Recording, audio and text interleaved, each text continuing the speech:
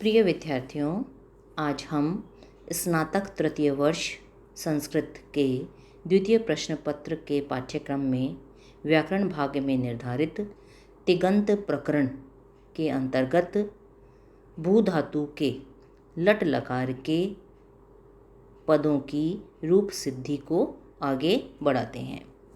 कल हमने प्रथम पुरुष एकवचन का पद भवती सिद्ध किया था और कतिपय सूत्रों का भी साथ साथ अध्ययन किया था। आज प्रथम पुरुष द्विवचन से अपना अध्ययन प्रारंभ करते हैं।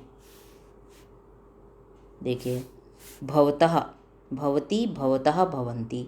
भवती हमने बना लिया था, भवतः बनाइए आप प्रथम पुरुष द्विवचन। देखिए, भू धातु है, लट लकार, तो भू प्लस लट, सूत्र वही है आपका वर्तमाने लट। देखिए, इन सारे सूत्रों का अर्थ मैंने कल आपको लिखा हुआ दिया था। आज इन सूत्रों को केवल संकेत रूप में यहाँ पर लिखा जा रहा है। इनके आगे इनका पूरा अर्थ कल के व्याख्यान को देखकर आपको लिखना होगा। वर्तमाने लट सूत्र से वर्तमान काल की विवक्षा में भू धातु से परे लट लकार प्राप्त हुआ। लट में से ल हलंत शेष रहा। लट में क्या क्या है? ल हलंत, अ और ट। तो हलंत्यम सूत्र से टकार की इत संज्ञा, उपदेशे अजनुनासिक इत सूत्र से अकार की इत संज्ञा और तस्य लोप से आपने दोनों का लोप कर दिया, तो ल हलंत बचा। इन सारे सूत्रों के स्थान पर आप अनुबंध लोप भी लिख सकते हैं। अब इस ल हलंत के स्थान पर तस प्रत्यय लाए, हमने कल देखा था। तिप तस जी सूत्र से लकार के स्थान पर तिप तस आदि 18 आदेश होते हैं। लह परस्मय पदम सूत्र से लकार के स्थान पर आदिष्ट इन 18 प्रत्ययों की परस्मय पद संज्ञा होगी। और शेषात कर्तरी परस्मय पदम सूत्र से आत्मनेपद के कारणों से रहित भू धातु से परे लट लकार प्रथम पुरुष द्विवचन में परस्मय पद में क्रमशः तस प्रत्यय प्राप्त हुआ। अब अगली पंक्ति में शप का आगम करिए। भू शप प्लस तस प्रत्यय, ऐसा कैसा रहने दीजिए। तिंशित सार्वधातुकम सूत्र से तस प्रत्यय की सार्वधातुक संज्ञा होगी और कर्तरी शप सूत्र से कर्तृवाचक सार्वधातुक प्रत्यय तस परे होने के कारण भू धातु से परे शप का आगम होगा। ये लिखा हुआ है आपके पास कल के व्याख्यान में सब। शप में से अ बजाइए। शप में क्या क्या है? श हलंत, अ और प हलंत। तो लशक्व तद्धिते सूत्र से प्रत्यय के आदि में स्थित शकार की संज्ञा, हलंत्यम सूत्र से अंतिम पकार की संज्ञा और तस्य लोप से दोनों का लोप हो गया। या इन तीनों सूत्रों के स्थान पर आप अनुबंध लोप भी लिख सकते हैं। अगली पंक्ति में भू धातु में जो उ है उसके स्थान पर गुण ओ आदेश कर दीजिए। तो भो अ प्लस तस किस सूत्र से किया था हमने? सार्वधातुक आर धातु कहो सूत्र से सार्वधातुक प्रत्यय परे होने के कारण इगंत अंग भू के अंतिम ऊकार के स्थान पर गुण ओकार आदेश होगा। ये सूत्र भू धातु के 5 लकारों में चलता रहेगा आपके। यहाँ तक की प्रक्रिया जो आपकी चल रही है और अगला एचो अयवायावा यहाँ तक तो लगभग सभी लकारों में आपके साथ चलेगा। भू धातु में ये सारे सूत्र साथ चलेंगे, है ना, तो इनको कंठस्थ कर लीजिए। अब अगली पंक्ति में भो में जो ओ है उसके स्थान पर अवादेश कर दीजिए। तो भ हलंत रह गया। ओ के स्थान पर अ व हलंत किया आपने। शप का अ ऐसा कैसा रहने देंगे बचा हुआ है जो, और तस प्रत्यय को भी ऐसे ही रहने देंगे। किस सूत्र से अव किया आपने? एचो अयवायावह सूत्र से अकार अर्थात अच परे होने के कारण ओकार के स्थान पर क्रमशः अव आदेश होगा। अब सबको मिला दीजिए। भ में अ मिल गया, व में भी अ मिल गया और तस है ही तो भवतस। इसके सामने कुछ भी नहीं लिखना क्योंकि केवल आप मिला रहे हैं, कोई नया काम नहीं कर रहे। अगली पंक्ति में विसर्ग सकार को विसर्ग करने की प्रक्रिया है। जहाँ भी आपका विसर्ग होगा जिस भी धातु में, ये प्रक्रिया सब में समान रूप से चलेगी। तो स के स्थान पर रु आदेश करिए पहले। स सजुषो रूह सूत्र से पदांत सकार के स्थान पर रु आदेश होगा। अगली पंक्ति में रू में से र हलंत शेष रखिए, ऊ का लोप कर दीजिए। सामने लिख दीजिए अनुबंध लोप, या फिर उपदेशे अजनुनासिक इत सूत्र से उकार की इत संज्ञा होगी और तस्य लोप सूत्र से उसका लोप हो जाएगा। अब अगली पंक्ति में र हलंत के स्थान पर विसर्ग कर दीजिए और सामने 2 सूत्र देने हैं आपको।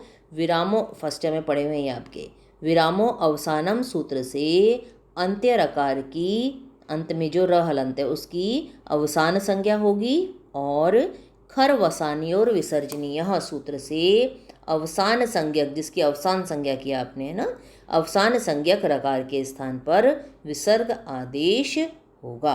तो बन गया आपका भवतः इति सिद्धम। देखिए भू धातु के पांचों लकार आप ध्यान से पढ़ लेंगे तो आपके करीब करीब सभी धातुएं परस्मय पद की जो भी हैं, सभी धातुएं परस्मय पद हैं आपकी, एक धातु आपकी आत्मनेय पद है, तो आपके करीब करीब 75% रूप सिद्धि क्लियर हो जाएगी। एक आध सूत्र बदलते हैं आपके, वो हम करते जाएंगे आगे। अब बहुवचन में, प्रथम पुरुष बहुवचन में बनेगा आपका भवंती। देखिए भू धातु लट लकार किससे लाए, किस सूत्र से, वर्तमान लट सूत्र से वर्तमान काल की विवक्षा में भू धातु से परे लट लकार प्राप्त हुआ। लट में से ल हलंत शेष बचा, सामने अनुबंध लोप लिख दिया आपने, या फिर हलंत्यम सूत्र से अंतिम टकार की संज्ञा होगी, उपदेशे अजनुनासिक इत सूत्र से अकार की संज्ञा होगी, और तस्य लोपा सूत्र से दोनों का ही लोप हो जाएगा।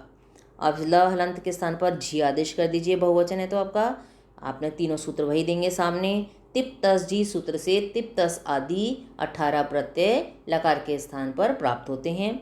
लह परस्मय पदम सूत्र से लकार के स्थान पर आदिष्ट इन 18 प्रत्ययों की परस्मय पद संज्ञा होगी, और फिर शेषात कर्तरी परस्मय पदम सूत्र से आत्मनेय पद के कारणों से रहित भू धातु से परे लट लकार प्रथम पुरुष के बहुवचन में परस्मय पद में क्रमशः जी प्रत्यय प्राप्त हुआ। तिप तस जी था आपका, तो क्रम से आप जी लाए, बहुवचन है तो। अगली पंक्ति में शप का आगम कर दीजिए, भू शप प्लस जी, सामने सूत्र दे दीजिए। तिंग शित सार्वधातुकम सूत्र से जी प्रत्यय की सार्वधातुक संज्ञा होगी, और कर्तरी शप सूत्र से सार्वधातुक प्रत्यय जी परे होने के कारण भू धातु से परे शप का आगम होगा।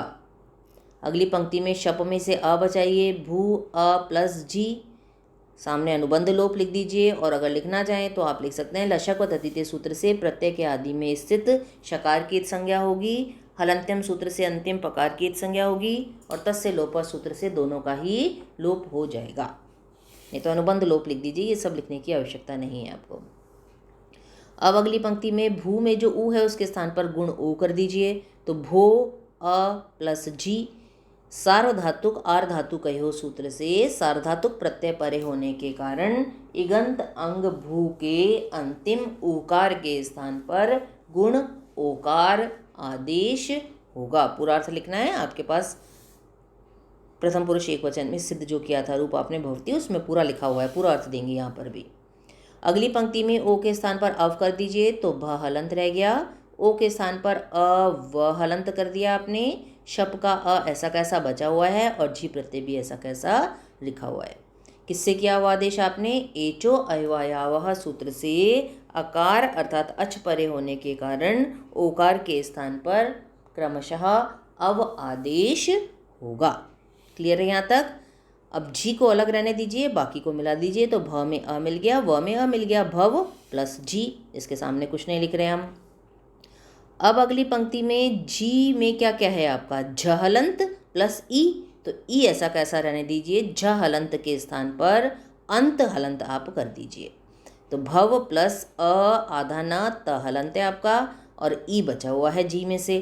किससे किया आपने ये, झो अंतः सूत्र से जी प्रत्यय के अवयव झ हलंत के स्थान पर अंत हलंत, ये भी आदेश होगा।